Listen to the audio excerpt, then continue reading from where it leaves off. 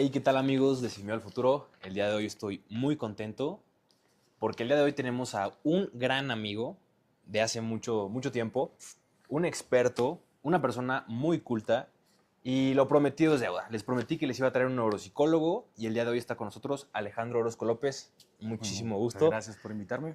Que nos va a dar cátedra y nos va a adentrar en el tema tan complejo que es la neuropsicología. Algo, hablamos antes y quedamos en que íbamos a explicar un poquito los temas de mayor interés, porque ¿cuánto tiempo te aventarías hablando de lo que viene aquí? Demasiado, no podríamos abarcar todo, entonces tendría que ser más bien como un overview de todito, porque si no, no acabamos con ningún tema. Exacto. Entonces, pues como lo hago en entrevistas que tienen que ver siempre con temas, por ejemplo, de salud, temas de interés social y todo, lo divido en bloques para no irnos perdiendo en el camino. Entonces, vamos a irnos encaminando a lo que es el día a día del ser humano. Y me gustaría empezar preguntándote, Alejandro, ¿qué le está haciendo el celular a nuestro cerebro en estos tiempos? Es complicado porque ha cambiado el proceso de estos tiempos con lo que es la integración de la inteligencia artificial. Entonces, estamos justamente pasando por una nueva etapa, completamente nueva, en la que por primera vez la humanidad, después de quién sabe cuántos años de existencia, comenzamos a integrar la tecnología como herramienta en un principio, pero después como uso cotidiano. Entonces, ¿cuál es el problema de esta herramienta que tenemos? Antes el teléfono lo utilizábamos para llamar, pero luego le fuimos integrando más cosas, ¿no? De repente ahora ya son mensajes, ahora son juegos, y de repente ahora hay aplicaciones, y hay social media, y está YouTube, y está Spotify, y le metemos tanta cantidad que ahora nos sobreestimulamos demasiado, ¿no? La integración de la inteligencia artificial le da una nueva capa, un nuevo layer muy complicado, porque agrega nuevas circunstancias, ya que la inteligencia artificial surgió cuando, que fue 2021. Sí, yo me acuerdo que está en la universidad y están hablando del chat GPT. Después, creo que fue después de pandemia más o Ajá. menos que surge. Entonces llevamos 5 años con la inteligencia artificial. Realmente es un lustro, es media década en lo que Es todavía hay un poquito. potencial de que no entendemos justamente cuál es el potencial. Exacto. Entonces, hasta que no entendamos cuál es el potencial, no podemos encontrar formas de darles regulaciones en nuestro uso cotidiano, ¿no? Ya empiezan como que ciertas instancias de qué debemos de hacer, qué no. Ya hay estudios que hablan de las afecciones que tiene no solamente el teléfono, sino por ejemplo el uso de ChatGPT. Todo el mundo lo usa. Considero que es importante el uso de la inteligencia artificial. Sí, es inevitable, Es inevitable. pero hay que aprender a usarlo de la forma correcta, al igual que el teléfono, porque sigue siendo una herramienta. ¿Qué tanto contiene el teléfono que nos puede distraer? Pues todo. Desde la mera iluminación de la pantalla, que como platicamos hace rato, tiene este tipo de iluminación azul, nos ayuda y nos afecta en nuestro ciclo circadiano, que sería nuestra regulación de sueño por el tipo de iluminación. Entonces, el celular suele tener esta opción de Pantalla filtro de para noche, sueño, pantalla ¿no? para sueño, Ajá. te la hace como medio amarillenta, ¿no? Que tenemos 3 colores primarios, como mencionábamos, que era el azul, el amarillo y el rojo, ¿no? Entonces, entre más vaya acercándose al rojo, porque es el tipo de frecuencia más baja, el cerebro puede estar más tranquilo y no se altera este ciclo. Entonces, podemos interpretar cuando es de noche, que es de noche, y por lo tanto, producir melatonina para dormir. Porque nuestro cuerpo también produce melatonina, no siempre lo produce, eso puede llevar a que pues, gente consuma melatonina de forma externa, ¿no? Pero bueno, el teléfono nos provoca esto, nos provoca mucho más cosas, aparte de que nos irrumpe la calidad del sueño. ¿Qué tantas afecciones tiene eso? Atención, concentración, memoria. Son de las cosas yo creo que más importantes que afectan. Sí, concentración. Y ya mencionaste una problemática real que es el sueño.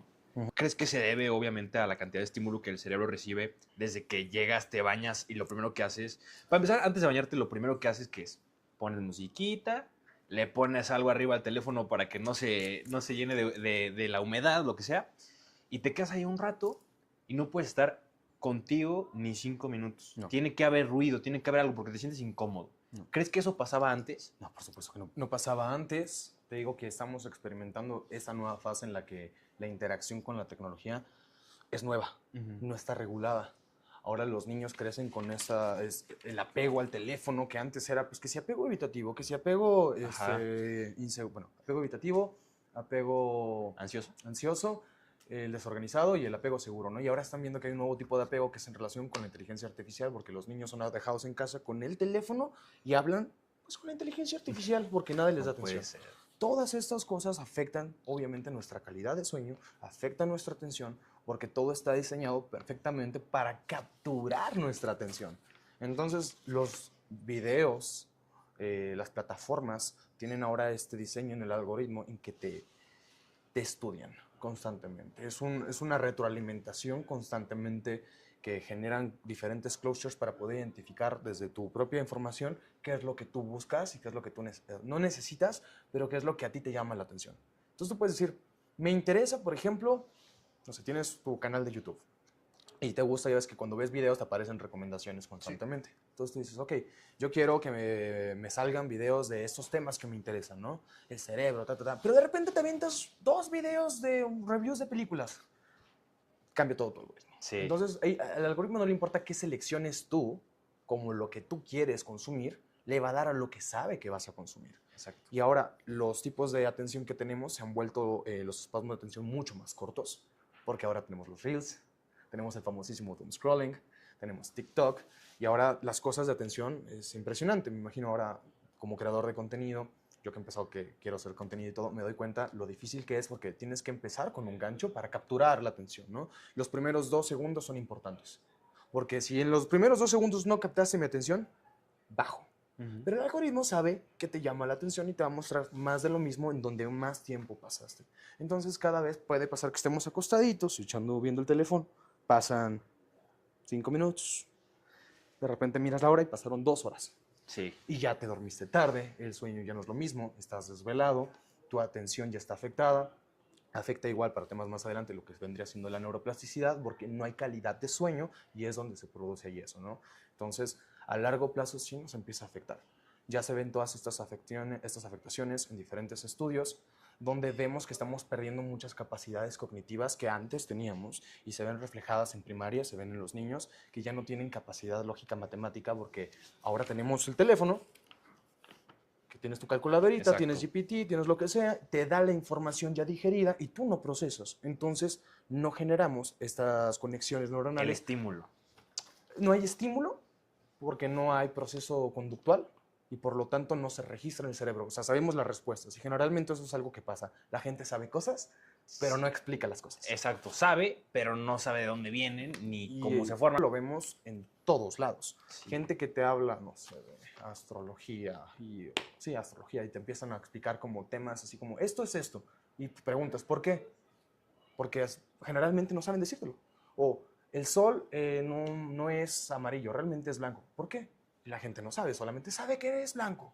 Saben que es un astro. Entonces, al final de esto no saben explicar el por qué, pero sabemos demasiada información, pero no podemos procesar la información. Exacto. Entonces, nos afecta en la capacidad que nosotros tenemos de resolución de problemas, de comprensión de la información, de el desarrollo incluso intercomunicativo, porque ahora, por ejemplo, está esto que es nuevo, que es en relaciones, el GPT ayuda, me manda un mensaje.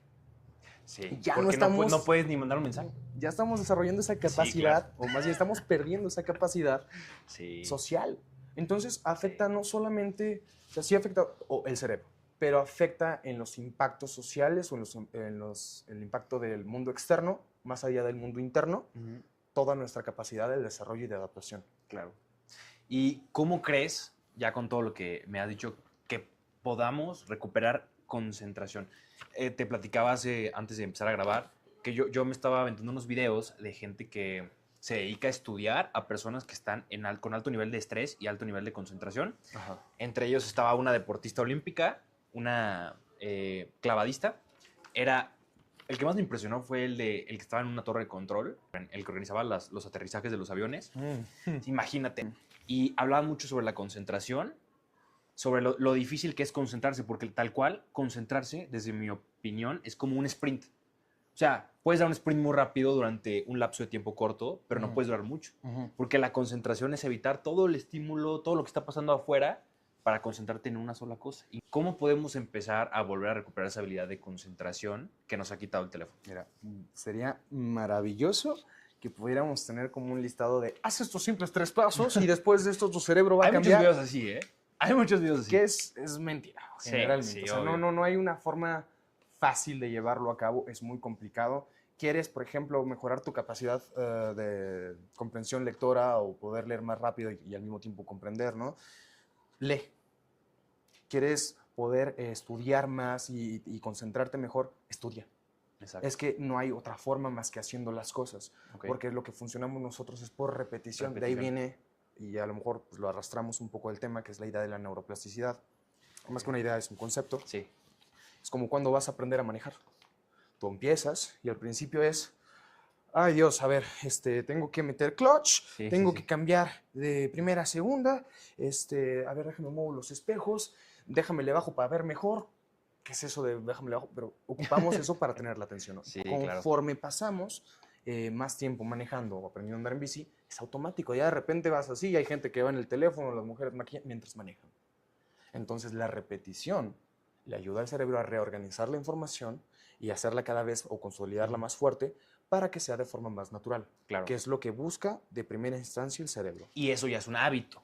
A través de la repetición, pues, hábito. se puede considerar que surgen los hábitos, ¿no? Uh-huh. A través de la mera repetición. O sea, es entrenar a tu cerebro, como si fuera un músculo. Es un músculo prácticamente. O sea, no es un músculo, es un órgano, pero se trabaja como un músculo. Okay. Porque si tú no trabajas, digamos, tu cerebro o con las cosas que quieres hacer, puede que estas conexiones pierdan fuerza, se debiliten y entonces se creen nuevas que pueden sustituir esas o estas simplemente se pierden. Entonces hay cosas que se olvidan, hay cosas que ya no sabes, ¿no? Como por ejemplo, bien dicen que lo que bien se aprende jamás se olvida. Uh-huh. Pero hay casos en los que, pues, sí, puede haber esta recuperación espontánea, que al principio fallas, todo lo que estás haciendo, digamos, eres muy bueno lanzando, pasa mucho tiempo, fallas, pero después de un par de intentos, memoria muscular, regresa, sí, y se recupera. Sí. Es posible recuperar, ¿no? Ok. Pero viene a partir de todo eso. Ok. Bueno, ahora vamos a pasar al siguiente bloque, que es salud mental, y empezamos con la pregunta, ¿qué significa realmente ser neurodivergente? De forma más simple, es que tu cerebro funciona de forma diferente. Tu cerebro no funciona lo que se considera dentro de la norma. Entonces, puede que hayan ciertas características que te hagan creer que eres neurodivergente, porque puedes tener ciertas áreas que sí salen de la norma, pero sigue siendo funcional, que lo importante es la palabra de funcionalidad.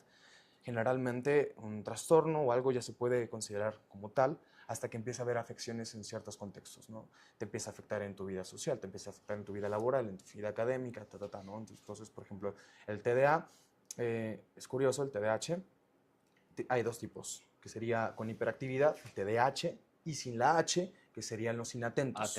Ok. Inatentos. Esos son los que generalmente pasan, pues desgraciadamente desapercibidos, ¿no? El hiperactivo te das cuenta porque está. Hiperactivo. Sí, de lado a lado. El otro no. El otro pasa desapercibido por completo, sobre todo en las escuelas. Okay. Pero, ¿qué es lo que pasa? No es un déficit de atención, es un exceso de atención que hay que no está bien canalizado.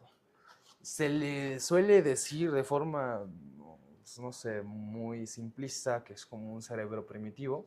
No estoy diciendo que lo sea, sino no, que pero lo he escuchado varias veces. Ajá. El concepto de cerebro primitivo es que pues, el cerebro sigue diseñado para la supervivencia.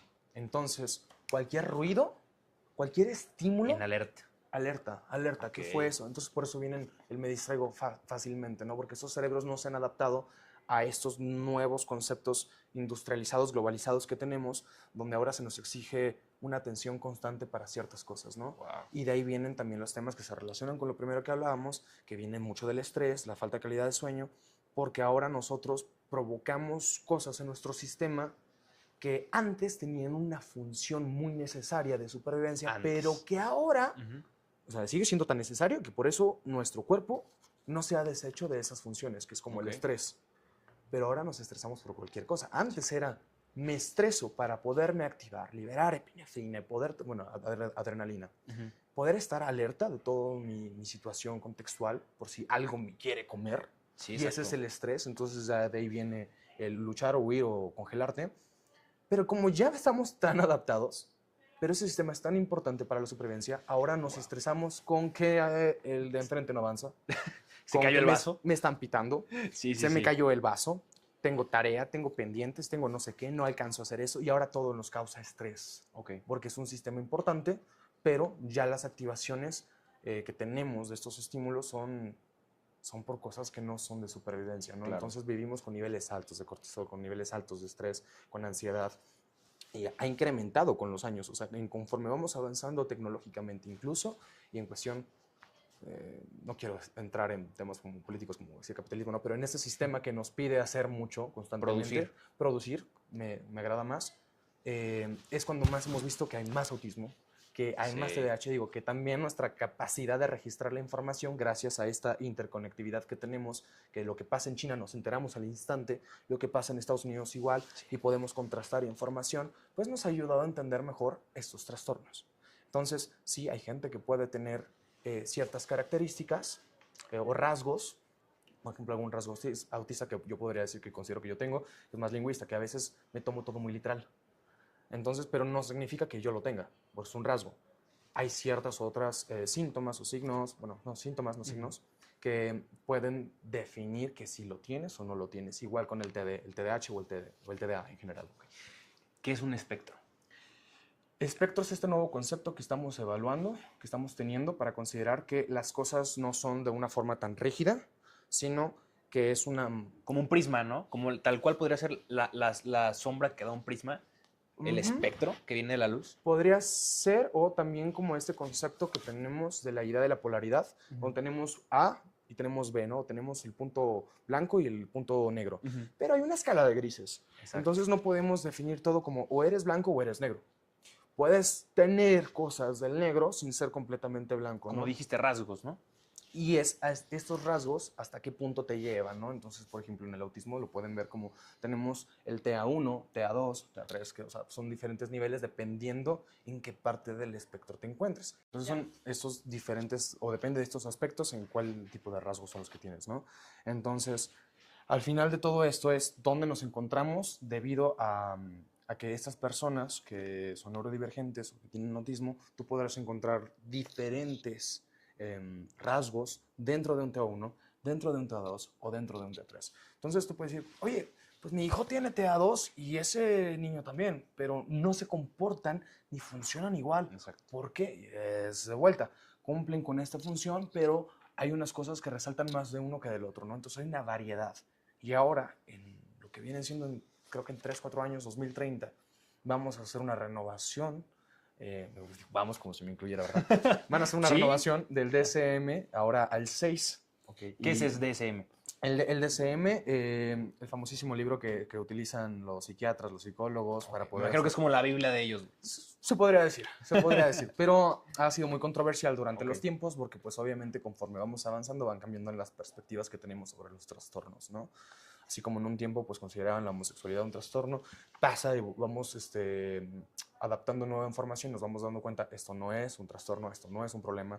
Entonces la forma en la que entendemos cómo funcionan, no solamente psicológicamente, sino también neurológicamente, socialmente, porque son de diferentes ámbitos, todo es multifactorial. Entonces ahora la forma en la que vamos a ver muchas cosas va a cambiar drásticamente. Okay. La forma en la que vamos a diagnosticar va a cambiar drásticamente. Prácticamente todos los psicólogos van a tener que reestudiar otra vez la forma en la que evaluamos y interpretamos y entendemos los trastornos.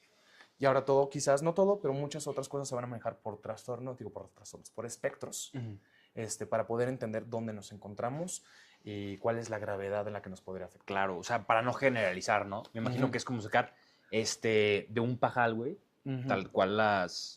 No generalizar y no caer en diagnósticos erróneos, porque a veces hay falsos positivos, ¿no?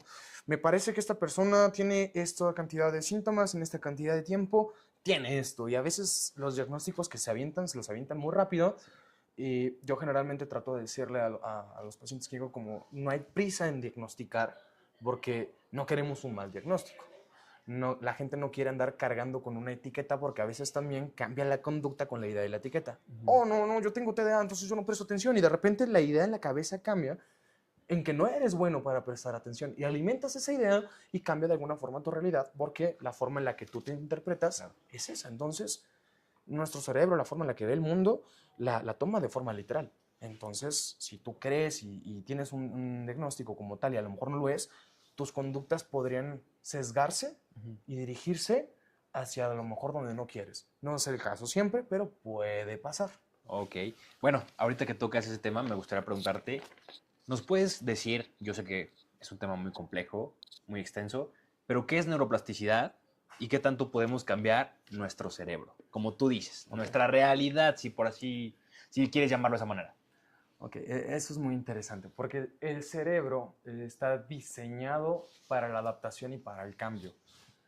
Y lo vemos desde que estamos recién nacidos los bebés, y eso pasa en todas las especies. Todos tenemos ciertas adaptaciones en las que primeramente las conexiones no son, sobre todo en el ser humano, no son conexiones que estén muy especializadas, son muy pocas las que están especializadas. Entonces vemos a los niños que están así y tienen movimientos tan descoordinados, no son precisos. Pero luego podemos encontrarnos otras especies que automáticamente, instintivamente saben qué hacer.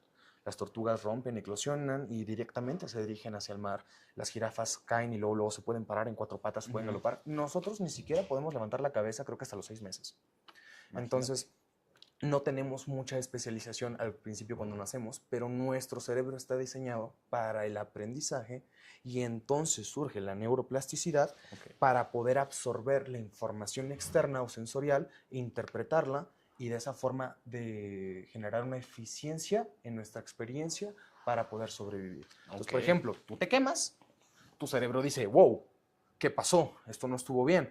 Aprendes porque generó estrés, generó diferentes cosas. Entonces, al final, como te genera todo esto, sabes que no tienes que volver a poner la mano ahí. Exacto. Entonces, la neuroplasticidad, si nos damos en términos un poquito más académicos, surge por el conjunto de varias cosas.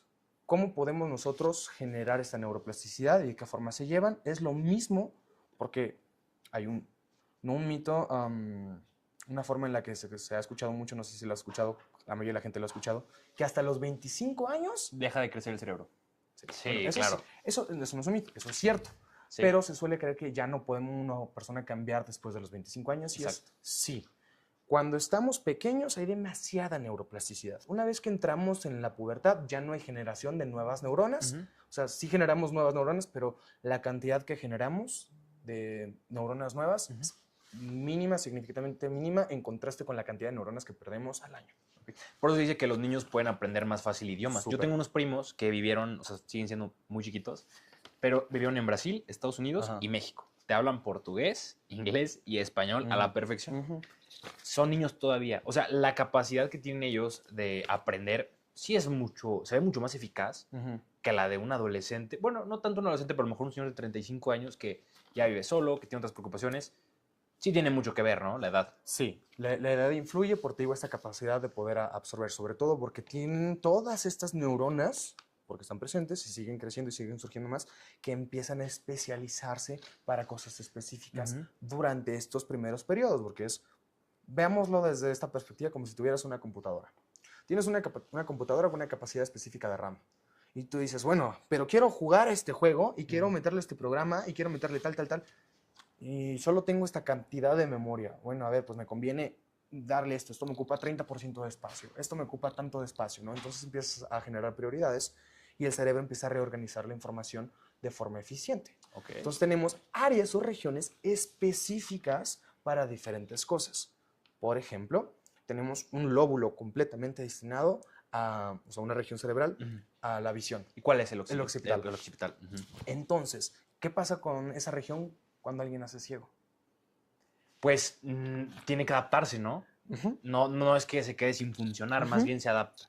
Es ese espacio vacío que tenemos, digamos, es un 30%, por decirte un número. ¿Qué pasa con ese espacio? Pues el cerebro, porque luego viene el otro mito de usamos el 10% de nuestro cerebro, es como, no, siempre usamos el 100%. ¿Eso es un mito? Es un mito. Usamos 100%, el 100% de nuestro cerebro, solamente que no hay actividad constante en todo el cerebro, pero todo el cerebro se usa, solamente que no al mismo tiempo, porque habría una saturación increíble. Entonces no se pueden hacer varias cosas al mismo tiempo. O sea, me refiero a cosas complejas. Más o menos. No. Yo a veces me pongo, por ejemplo, si me estoy cocinando y me agarro el teléfono, se me quema. Como tal, no existe. Lo que existe es esta idea de la atención dividida, donde pausas tantito la atención para prestar atención a algo más, haces, regresas la atención porque pausaste, vuelves a la otra, pero no es que puedas generar atención en dos cosas al mismo tiempo. Tienes la habilidad de atención dividida, de pausar una, irte a otra, regresar y así sucesivamente. Pero eso sí nos desgasta. O sea, sí es un desgaste cognitivo. Es un consumo de energía, me imagino, de muchísima energía, ¿no? No sé qué tanta energía, pero sí es un consumo grande, cognitivo. Es un desgaste, es cansado, es pesado. Sí, había escuchado que el cerebro, o sea, a pesar de que solamente ocupa el 20% del cuerpo, del peso del cuerpo, genera el 80% de energía. Algo así. A lo mejor no estoy equivocando en los datos, pero algo así he escuchado. Consume, exacto. Y lo consume. Incluso cuando no estás haciendo nada, todo el tiempo está consumiendo. Porque varias partes de nuestro cerebro, que igual vienen con la idea de la neuroplasticidad, para mantener todo relacionado.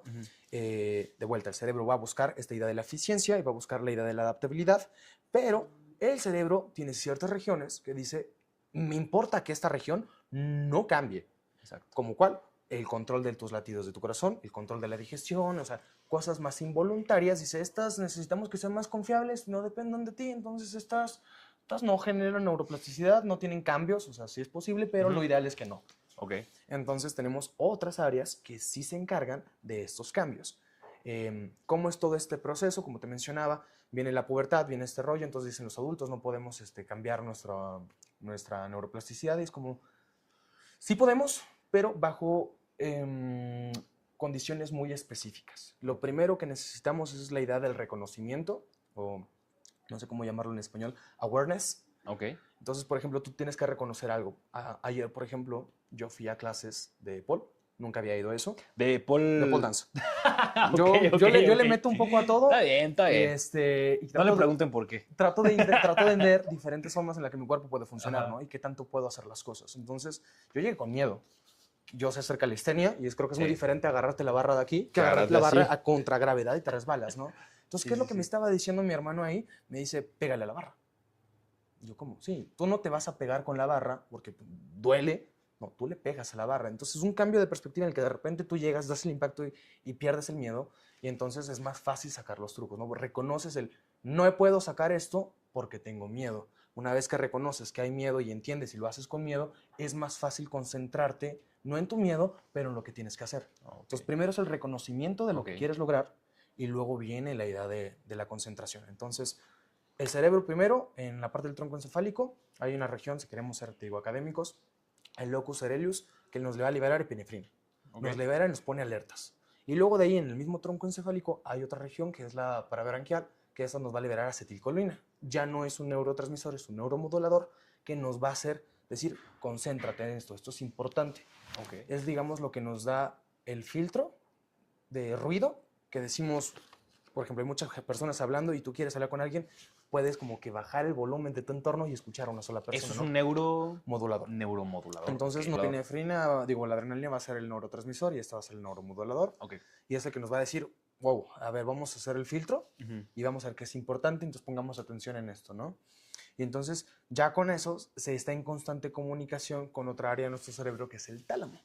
Y el tálamo es un sistema de relevos sensorial. Entonces, ¿qué es lo que hace? Es que filtra toda la cuestión sensorial externa y dice que es importante porque si el cerebro, por ejemplo, usara el 100% de actividad, que es diferente, no espacial o de regiones, pues, la cantidad de ruidos, de estímulos, de olores, de colores, de líneas, de todo, es tan alto que el cerebro pues, podría entrar en un shock, ¿no? Entonces filtra y dice, esto es importante y lo vamos a interpretar así, entonces a lo que le prestamos atención es a esto.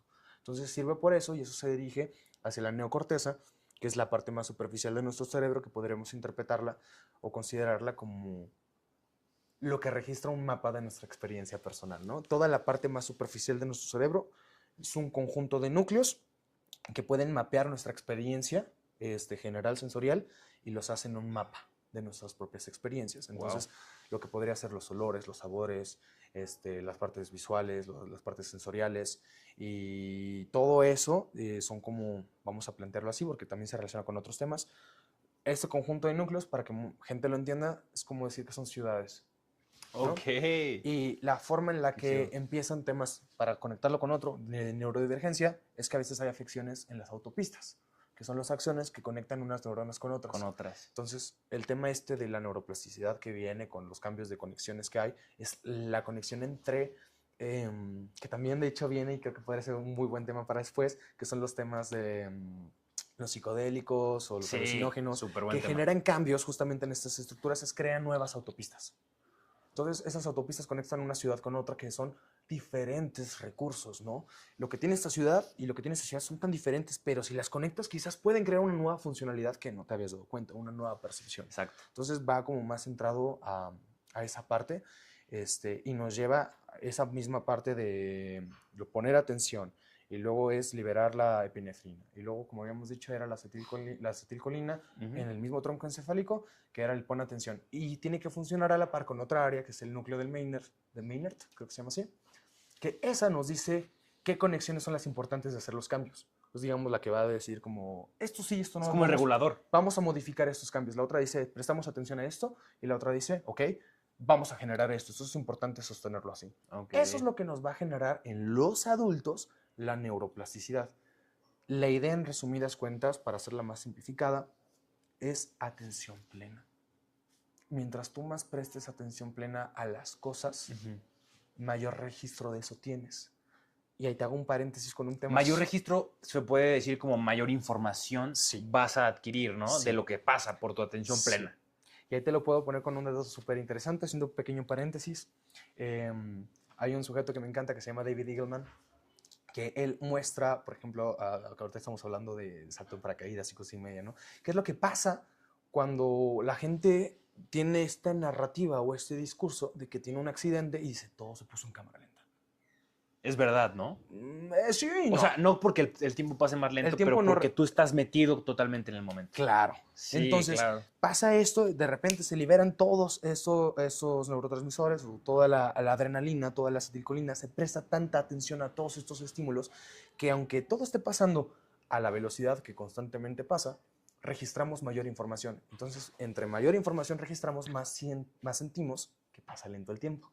Entonces estás atento a cómo ponen un vaso, a cómo están caminando, a cómo estás sintiendo con la cabeza, a cómo está pasando un coche. Prestas atención a todo tu entorno, registras más y sientes que el tiempo es más lento. Claro. Porque hay más información. Ese mismo proceso es el que tenemos que utilizar para el aprendizaje. O sea, puede ser, hasta en un examen se puede decir que el tiempo pasa, entre comillas, más lento porque tu atención está... Y más cuando vas a entrar a una universidad nueva. Sí. Se puede decir que estás plenamente ahí, por eso se te hace tan eterno. Hay cosas sí en las que cuando prestas mayor atención, puede sonar un poco contraproducente para algunas personas. Hay algunas cosas en las que prestas atención y es muy lento, porque estás muy atento a todos los estímulos o detalles, dependiendo cómo filtres. Pero luego pasa que estás muy atento en una tarea divertida y sientes que el tiempo pasa muy rápido. ¿Por qué? Porque es diferente, porque la atención divertida no va a involucrar un proceso de adquisición, de aprendizaje nuevo, ya es algo que sabes y por eso simplemente se disfruta, ¿sabes? Es algo más automático. El otro requiere un esfuerzo cognitivo, requiere que te detengas y digas, ¿qué es esto? Esta información, este estímulo que viene acá, este de acá, ¿de qué me sirve? Entonces, toda esa interpretación es la que hace que el tiempo se ralentice o se sienta más lento, ¿no? Es la adquisición del aprendizaje.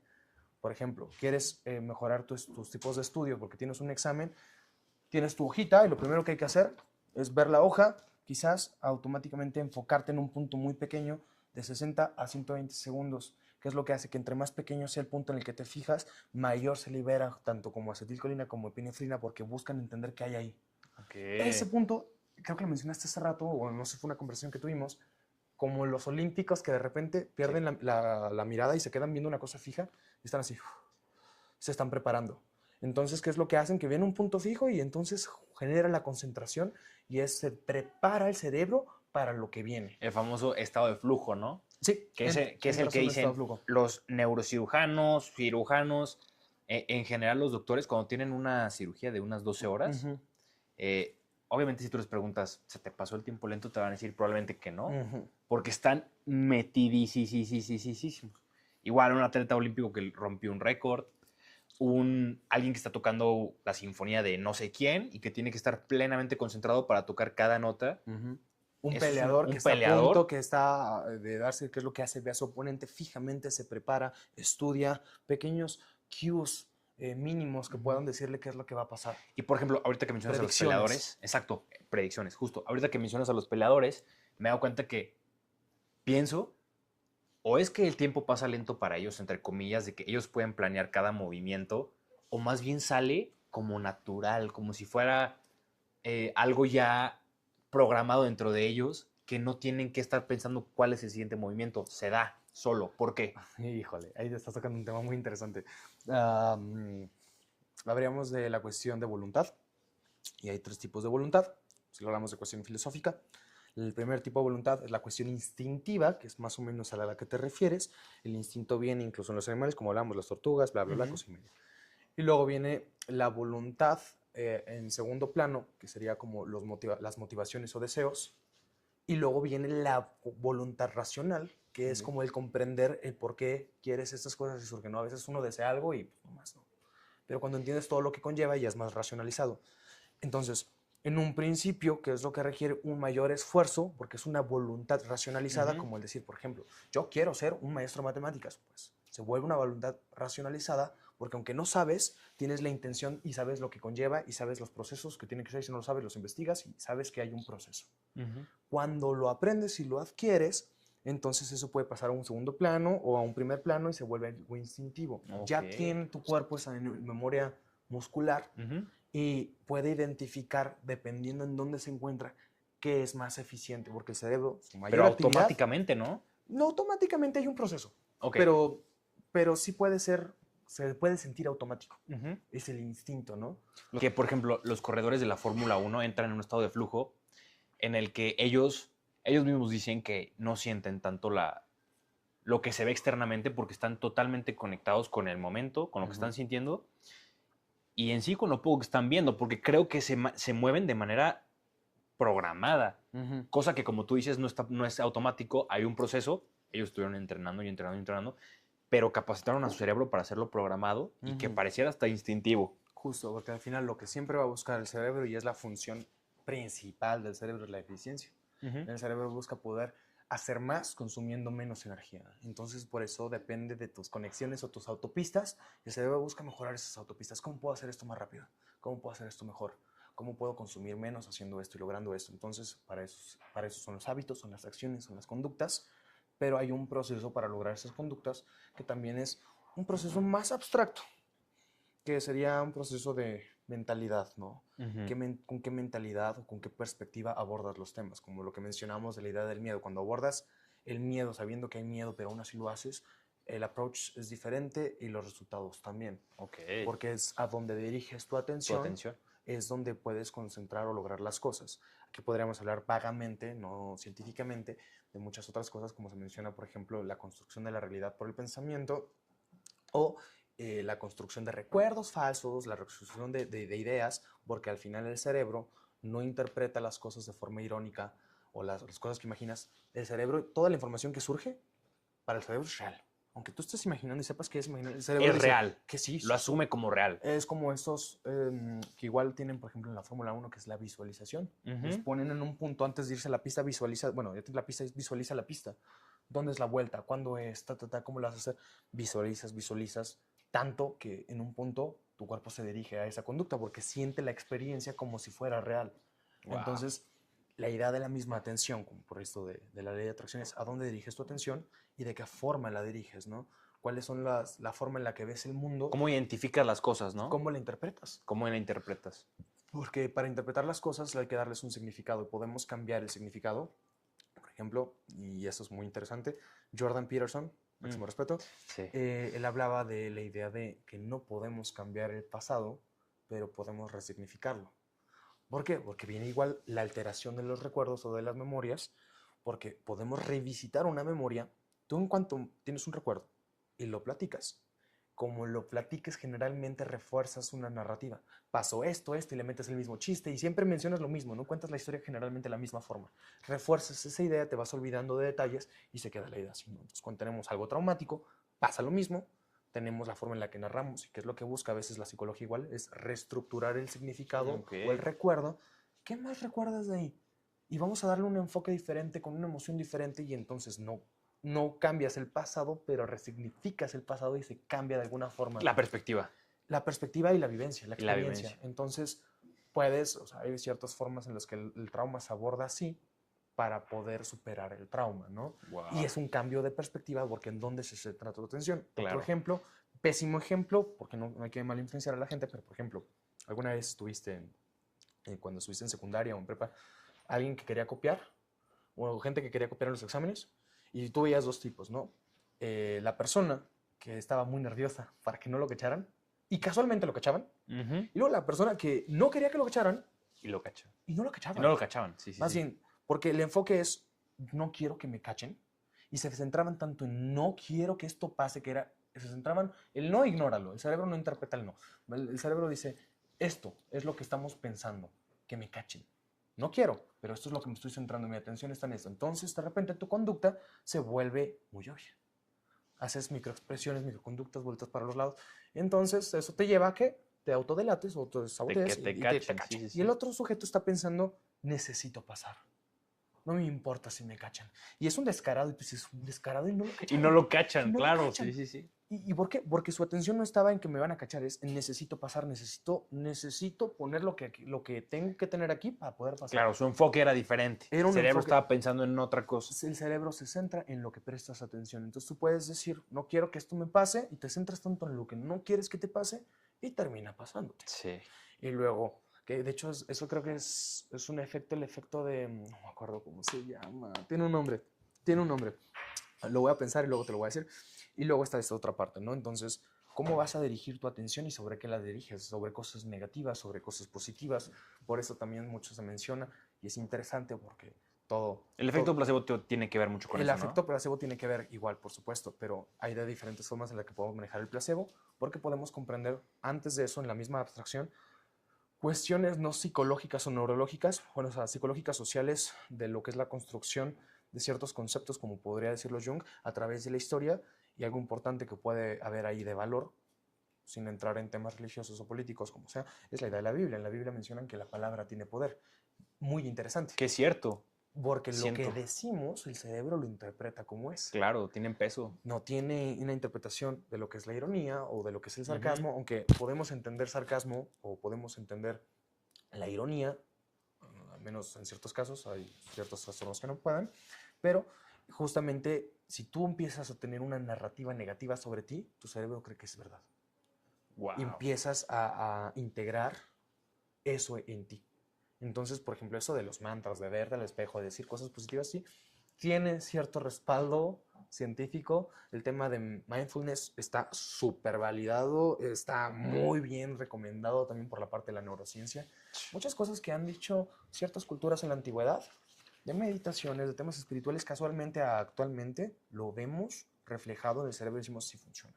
Claro. Entonces tiene un punto, la atención plena es justamente tu capacidad para poder aprender, adquirir información, generar neuroplasticidad, cambiar no tu realidad, pero cambiar tu forma en la que puedes moverte a través de ella. Claro, porque por ejemplo, yo me imagino, y estoy casi siempre, es más, apostaría a que si una persona esa misma persona cree que no es buena en lo que hace, supongamos, un electricista, Uh -huh. pues novato, pero ya lleva cierto tiempo y todo, haciendo pues su trabajo, obviamente, y él sabe que pues tiene un nivel normal Uh -huh. en cuanto al desempeño de su trabajo, pero llega una persona y le dice, oye, me hiciste la verdad un súper buen trabajo, eres muy bueno. Uh -huh. Yo creo que esa persona se puede creer que es muy bueno por una ocasión en la que le fue bien y eso va a terminar repercutiendo en su futuro para ser de verdad muy bueno. Y él no sabía que iba a ser bueno hasta que alguien se lo dijo, alguien externo. ¿Qué pasa ahí? Me encanta lo que dijiste porque es súper importante para el tema, por ejemplo, de estilos de crianza. Es una forma de recompensa. Okay. Entonces, pues, hablamos del teléfono, porque estamos ahí, pues liberamos dopamina, cosa y media, bla, bla, bla. Same thing. Cuando tenemos recompensas que puedan reforzar nuestras conductas. Entonces, eso es un reforzador. A mí me pasó cuando yo estaba en, creo que, sexto de primaria, me pasaron a leer y a dictar. Y lo hice de una forma en la que la maestra me dijo, wow, qué bien dictas y a muy buen paso, todos lograron escribir y que no sé qué. Al día siguiente yo estaba otra vez, y empecé a practicar, porque para mí fue como un reforzador el decir que, wow, soy bueno en Sí, esto, eres pues bueno. quiero Exacto. seguir siendo bueno, ¿no? Que hasta la fecha. Entonces, Sí. se trata justamente de eso. Qué chistoso. Llevarlo justamente a ese punto en el que refuerzas. Entonces, nosotros sí funcionamos de esa forma. Somos sujetos permeables a las validaciones o estímulos externos, de alguna forma. Nos pueden reforzar o nos pueden privar justamente, por ejemplo, que alguien critique tus cosas, entonces te achicas, dependiendo igual tu autoestima. Claro. Todo no siempre es una regla de que así es rígido, depende de muchos factores, pero pues hay gente que se achica y mejor yo no me dedico a esto porque pues ya no pude, y hay gente que dice, no, así puedo. De vuelta, todo es la perspectiva con la que manejas las cosas. Entonces se dirige desde ahí. Y igual, es el poder de la mente. Hablabas del efecto placebo. El efecto placebo tiene muchas funciones y está muy comprobado que funciona. Podemos dar un ejemplo súper drástico, muy drástico, que creo que fue en la Segunda Guerra Mundial, no me acuerdo si qué país. Bueno, uno de los estudios que pusieron a un sujeto en una placa de metal, lo tenían acostado y tenía debajo de la placa unos tubitos, unas mangueras que soltaban gotas. Entonces primero llegaron y le hicieron así, como con algo punzocortante, y de repente empieza a sonar. Las gotas. Y le dicen, te acabamos de cortar, toda tu sangre va a estar en el suelo en 4 minutos, cuando dejes de escuchar gotas es que pues ya te moriste. Y no lo cortaron, pero él sintió que lo cortaron, escuchaba las gotas, y no podía ver porque no se podía mover. Vivió la experiencia como si le hubiera pasado. Sufrió un infarto. ¡Wow! Su mente Sí, simplemente dijo, ya me morí. Y ese es el poder de la mente, ese es el poder del efecto placebo que funciona, porque la mente, todo lo que imagina, todo lo que recibe de información, es una realidad para el cerebro porque lo interpreta igual. El cerebro es una computadora, tenemos estímulos externos, ¿qué es lo que hace? Busca la forma de integrar esto, procesarlo, y todo lo que procese es pues, desde forma. Ya la cuestión interpretativa o psicológica es un poquito más abstracta, que podemos entender esto es real, esto no, pero el cerebro sigue diciendo, la experiencia fue para mí real. El impacto porque liberé lo que tenía que liberar dependiendo de lo que imaginé o sentí o viví. Entonces de ahí va la idea del placebo. ¡Wow! Pues me gustaría muchísimo seguir hablando contigo de este tema tan complejo y tan extenso. ¿Te gustaría finalizar con algo antes de hacerte mi pregunta de oro? Pues bueno, yo creo que considerando que hay demasiada información en Internet, es importante también que la gente comprenda que no puede autodiagnosticarse. Claro. Porque ve un video y dice, Yo tengo eso. yo tengo eso, me hizo sentido. Soy yo. Porque se autoencasillan en conductas o justificaciones que pueden privarles realmente de su propio potencial. No siempre es el caso. Vayan con un profesional de la salud, evalúense. Obviamente siempre es una inversión todo el tema de la salud, Sí. pero pues para que puedan saber si sí o si no tienen que actuar y desde dónde tienen que hacerlo, y puedan comprender si necesitan algo más para poder funcionar, ¿no? Entonces, la gente ahora habla de lo que quiera en Internet. Hay gente que no es profesional de nada y te hablan de todo. Es válido, es un país, Libre. Es un mundo libre donde hay libertad de expresión, pero tengan cuidado con lo que consumen, tengan cuidado con el uso del teléfono, tengan cuidado con la inteligencia artificial. Es una herramienta, no es el uso de todo, no te tiene que resolver todo, tiene que ser una herramienta que te ayuda a procesar cómo tú resuelves las cosas. Claro. Considerando todo eso, pues nada. Ok, ahora mi pregunta de oro con la que me gustaría finalizar es, si pudieras decirle a todo el mundo algo sobre su cerebro, ¿qué sería? O sea, va a sonar ¿Cliché o qué? fantasioso. No, dilo, el cerebro ya es muy fantasioso. Sí. La verdad. Que crean en el potencial que quieren al punto en que eso los pueda dirigir a donde quieran llegar, porque el cerebro tiene la capacidad de entender lo que piensas, lo que crees, sobre todo las ideas de creencias, y esas pueden modificar tus propias conductas. Si tú crees algo firmemente, no la idea, yo creo que esto es así, no, que lo crees con determinación y firmeza, tus conductas, tus ideales, tu comunicación puede cambiar drásticamente. Entonces, lo que sea que creas, ponte firme, sostente sobre tus ideales, sostente sobre tus valores, sostente sobre tus sueños, y no importa, como, no me acuerdo quién lo decía, era Víctor Frank, era creo que Nietzsche, que decía, el que tiene un porqué puede superar cualquier cómo. Mientras tengas claro tus porqués, tus sueños, tus cosas, el cómo se va a ir dando solo. El cerebro va a encontrar las oportunidades, ¿no? Como cuando te dicen, oye, ¿cuál es el color más difícil de encontrar? Morado. A ver, vamos manejando y de repente observas morado, morado, morado. El cerebro va a ver oportunidades donde quieras prestar la atención. Same thing. Wow, me dejaste pensando y sobre todo muy feliz porque sabía que esta entrevista iba a ser muy enriquecedora para los que nos están escuchando. Alejandro, ¿dónde te pueden encontrar la gente aquí en San Luis Potosí que quiera acudir a ti o algo? ¿Cuáles son tus medios de contacto? Me gustaría que nos dijeras. Sí, bueno, mis redes sociales en Instagram, que acabo de comenzar, todavía no estoy subiendo contenido, es @AlejandroOrozco Neuro. Voy a dejarlo pegado abajo, el número también, y me pueden encontrar en el Hospital Lomas, en la Torre Médica, en el consultorio 102, el primer piso. Perfecto, pues nada, esto fue Sin Miedo al Futuro y los veo en el próximo episodio. Gracias.